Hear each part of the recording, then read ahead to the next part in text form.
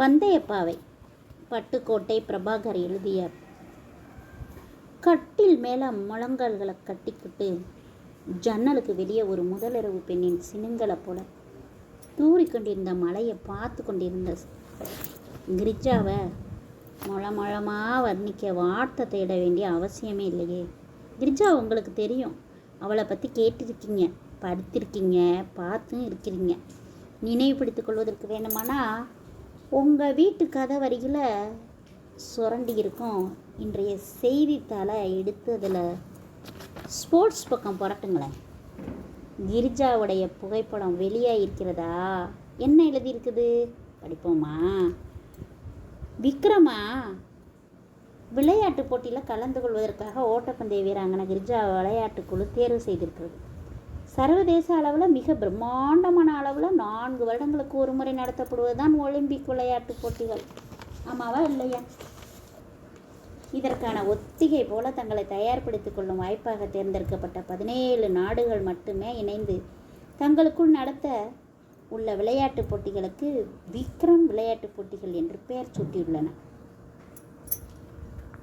இந்த போட்டிக்கான பொறுப்பை சிங்கப்பூர் அரசு ஏற்றுள்ளது.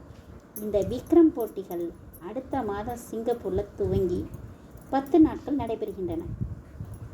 இந்திய அரசாங்கத்தை பொறுத்தவரை இந்த விக்ரம் போட்டிகளில் வெற்றி வகை சூடும் வீரர்களையும் வீராங்கனைகளையும் ஒலிம்பிக் விளையாட்டுகளுக்கு தேர்வு செய்யும் யோசனை கூட உள்ளது. 2-3 வருஷமாக மாநில அளவிலான போட்டிகளில் துவங்கி தேசிய அளவில் ஓட்டப்பந்தயங்களில் குறிப்பிடும் அளவிற்கு பல சாதனைகள் செய்து வரும் தமிழக வீராங்கனை கிரிஜாவுக்கு அடுத்த ஒலிம்பிக் விளையாட்டுகளில் கலந்து கொண்டு சர்வதேச அளவில் தன் திறமையை நிரூபித்து தாய்நாட்டிற்கு தங்கங்களை குவிக்க வேண்டும் என்கின்ற துடிப்பு இருக்கிறது. ஆனால் ஒலிம்பிக் விளையாட்டுகளில் அவருக்கு வாய்ப்பு கிடைக்குமா அப்படின்னு ஒரு கேள்வி இருந்து வந்துச்சு. தற்போது சிங்கப்பூரில் நடைபெற இருக்கும் விக்ரம் விளையாட்டுப் போட்டியில் விளையாட கிரிஜா தேர்வு செய்யப்பட்டிருப்பது ஓட்டப்பந்தய ரசிகர்கள் எல்லாம் உற்சாகப்படுத்தியுள்ளது. விக்ரம் போட்டிகளில் கிரிஜா தன் திறமையை முழுவதையும் காட்டி நிச்சயம் வெற்றி வாகை சூடுவார் என்று எதிர்பார்க்கப்படுகிறது. அப்படின்னா வர்ற ஒலிம்பிக் விளையாட்டுகளுக்கு இந்தியா சார்பாக அவர் அனுப்பப்படுவதும் நிச்சயம். நைட்டி அணிந்த கிரிஜா கட்டில விட்டு எழுந்து ஜன்னல் அருகில் வந்து நின்னான்.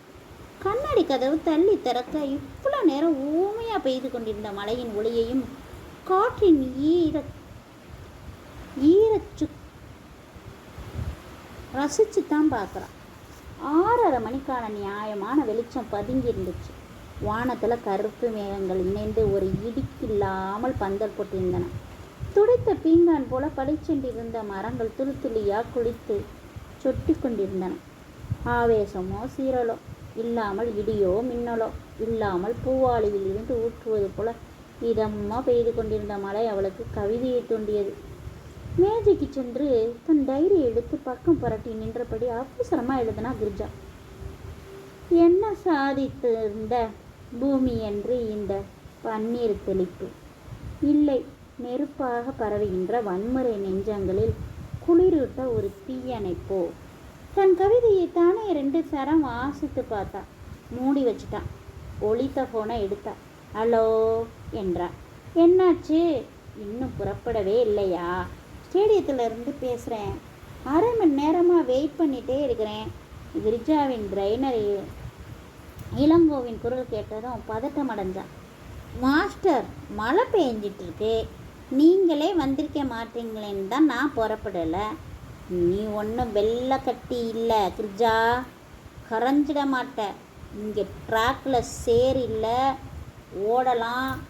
மழை வெயிலுன்னு ஏதாச்சும் சாக்கு சொல்லிட்டு தூங்க நினைக்கிற உன் சோம்பேறித்தனத்தை முதல்ல துரத்திடி.